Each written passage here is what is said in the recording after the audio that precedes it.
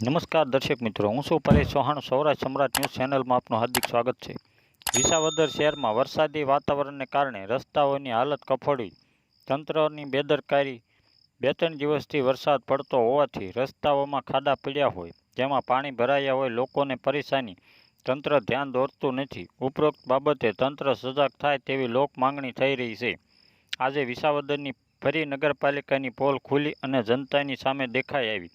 આ રોડ રસ્તાની ઘોર બેદરકારીમાં જીવન જોખમમાં મુકાય એવી હાલત છે. જનતા આજે એવું કહે છે કે રોડ રસ્તામાં ખાડા નથી દેખાતા.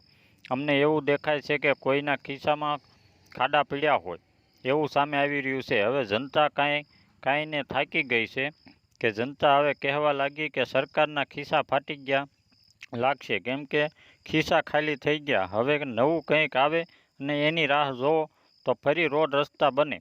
જનતાનું જે થવું હોય તે થાય. આપણે તો આપણા ખિસ્સા કેમ ભરાય તે જોવાનું. આ બાબતે તંત્ર જાગે તેવી લોકમાંગ થઈ રહી છે. Bureau report Bhanu Sasiya, Visavadar. વિસાવદર અનુસૂચિત જાતિ સમાજ પ્રમુખ.